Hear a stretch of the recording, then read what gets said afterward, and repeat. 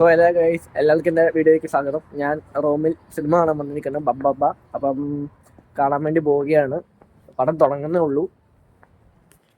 ഇതാണ് തിയേറ്റർ ബോഡ്വേ. അപ്പം ഗൈസ് കണ്ടിട്ട് അഭിപ്രായം പറയും. അപ്പോൾ ഗൈസ് അങ്ങനെ ബബ്ബ കണ്ടു കഴിഞ്ഞു. നല്ലൊരു പടമാണ്. നമുക്ക് രണ്ടുപേരുടെ അഭിപ്രായം ചോദിക്കാം. ബ്രോ, എന്താണ് പടത്തെ പറ്റി അഭിപ്രായം? പേഴ്സണലി പറയുകയാണെങ്കിൽ പടം അത്ര കണക്റ്റ് ആയില്ല. നമ്മള് വിചാരിച്ച പോലെ അല്ല. നമ്മൾ എങ്ങനെയാണെങ്കിലും എൻജോയ് ചെയ്യാന്ന് വിചാരിച്ച, പക്ഷേ എനിക്ക് പേഴ്സണലി സെറ്റ് ആയിട്ടില്ല. അത്ര ഓക്കെ. സിനിമയിൽ പറയുന്ന പോലെ നോ ലോജിക് ഓൺലി മാഡ്നസ് ആണ്. അടിച്ചു പൊളിച്ച് കാണേണ്ടവർക്ക് വരാം, കണ്ടിട്ട് പോവാ, അത്രേ ഉള്ളൂ. വേറെ ഒരു മോഹൻലാലിക്ക് ഇടുക്കി സോങ്സ് അടിപൊളിയായിരുന്നു.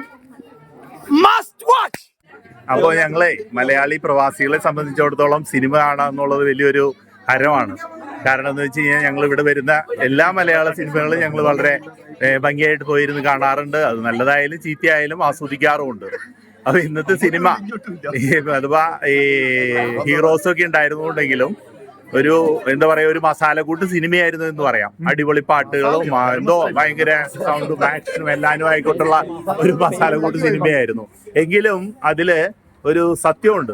എന്ന് വെച്ച് കഴിഞ്ഞാല് സാധാരണക്കാരുടെ എന്താ പറയാ, അവർക്ക് നീതി കിട്ടാത്തതിലുള്ള അവരുടെ എതിർപ്പും പ്രതികരണവും, അവർക്ക് വേണ്ടിയിട്ടുള്ള നീതി നടപ്പാക്കണമെന്നുള്ള ഒരു ആവശ്യമായിട്ടുള്ള ഒരു സിനിമയായിരുന്നു എന്ന് അതിന്റെ അടിസ്ഥാന തത്വം അതായിട്ടാണ് അവസാനം തോന്നിയത്.